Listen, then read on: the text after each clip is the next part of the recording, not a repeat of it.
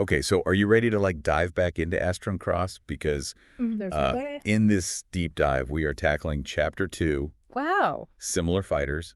Yeah. And this chapter, Okay. it throws us right into the action with this crazy training ground battle. Right. Yeah. But it's not just the fight. Yeah. There's a lot more going on. It's like the author just jocks us right into the action. So There's no like easing into the chapter. We're immediately Right. thrown into this intense fight between Neo and Strigan. And you get the sense right away that this isn't just some friendly spar. Oh, definitely not. I mean, especially how Coraline reacts to it all. No, absolutely. Like she's distressed, almost like she knows something bad's about to happen. It's like foreshadowing, right? Totally. Like she's got this premonition or something. Because it connects back to those dreams she's been having too. Yes. Remember those vivid, like disturbing dreams? It's all connected. Exactly. And the author uses that to create this sense of foreboding. Right. Like this is anything but a normal training session. Right, and then we start to see just how outmatched Neo is. Oh, yeah. Strigan is just, he's on another level. Strigan is huge. I know. The text describes him as built like a mountain. Right. It's even said that like his punches could break bones. So how is Neo supposed to compete with that? Well, he has to rely on strategy.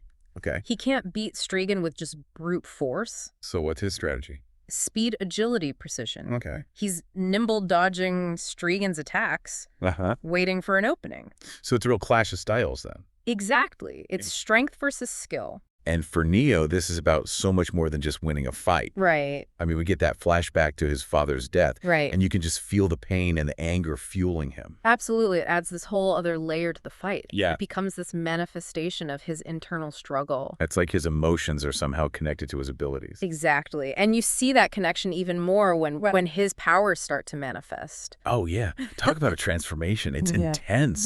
The glowing aura, the enhanced strength, even this like primal roar. It's like something else takes over. And the timing is really interesting too. How so? Because it happens right when his emotions are at their peak. So you're saying his inner turmoil is feeding this power?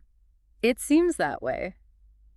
And that makes it unpredictable. Yeah. Dangerous even. Yeah. Which makes the headmaster's reaction even more intriguing. Right. He goes from this sort of observer to concerned in like a split second. He knows something's up. Right. And then he gives Coraline that cryptic instruction. And the rock. It's such a small detail, but it feels so important. It's like one of those little breadcrumbs the author throws in Totally. to make you really think about what's going on. So what do you think is the significance of the rock? Well, it's clear the headmaster recognizes the potential danger of Neo's power. Right. He even calls it that technique. Why phrase it like that? Exactly. Is it a forbidden technique? Hmm. And why entrust Coraline with intervening? Interesting. He doesn't try to stop the fight himself. It's like he's giving her the agency to act. Exactly. And then that final attack. Right. Walls are crumbling. The whole training ground is shaking. The author doesn't hold back on the visuals. No, they don't. It's a raw display of power.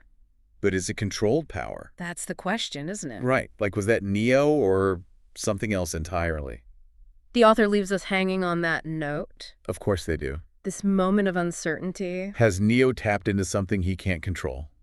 We're left to wonder. And then, just as you think Neo's lost control, Coraline steps in. Throws that rock, right? Yeah, it's such a small thing. Right. But it changes the whole course of the fight. Totally. Like, in that moment, the rock becomes this symbol of... Of what? I don't know, of intervention, I guess. Of control, maybe? Yeah. Because it stops Neo's attack. And potentially saves Strigan from getting seriously hurt. The author does this amazing job of using these subtle actions to completely shift the narrative. It makes you realize that even in the middle of all this chaos, Yeah. one small act can have a huge impact. Absolutely. But it's still kind of ironic, don't you think? What's that? That Neo's declared the winner, not because he actually beat Strigan, Oh, yeah. but because Coraline intervened. He wins by default. Exactly. Yeah. It makes you wonder if even Neo sees it as a real victory.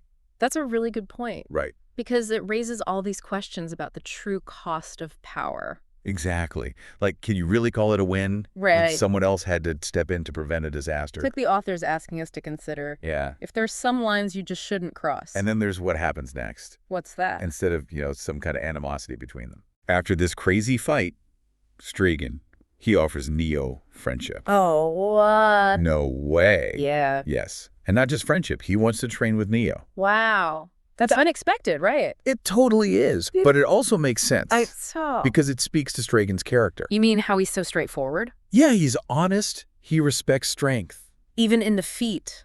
Exactly. He's not intimidated by Neo's power. If anything, he seems kind of drawn to it.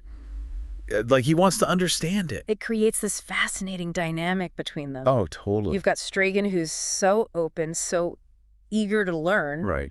And then there's Neo, who's so guarded. Holding back. Yeah, and you can't forget about Coraline in all of this. Oh, absolutely not. I mean, she's the one who suggests the training partnership. It's like she's orchestrating things. Yeah. She sees how these two could benefit from each other. Or maybe she sees something else.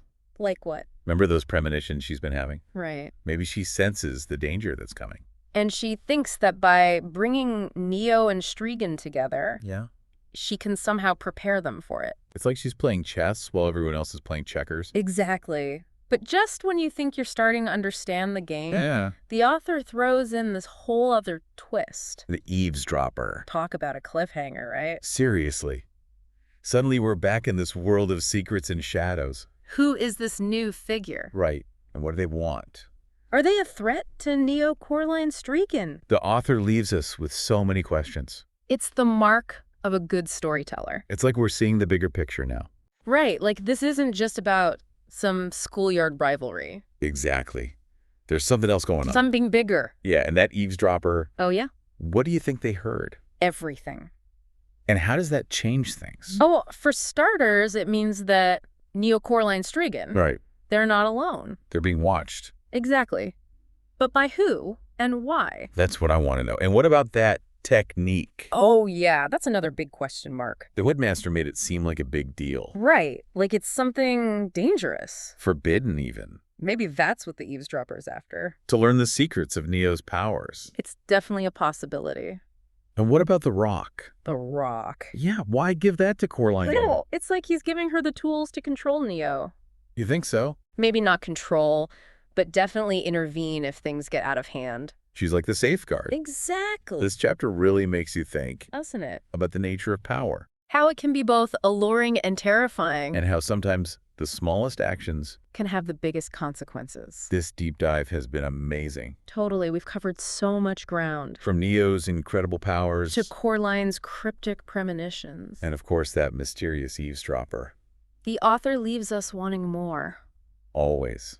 And that's the sign of a truly captivating story. Well said. We've dissected the action, explored the characters' motivations, We've even debated the very nature of power itself. but most importantly, we've barely scratched the surface of Astrom Cross. There's so much more to discover. Yeah, this is just the beginning. And we can't wait to see where the author takes us next. And with that, we'll wrap up this deep dive into Astrom Cross. Until next time. Keep exploring those hidden depths, and we'll be back soon with more exciting analyses and discussions.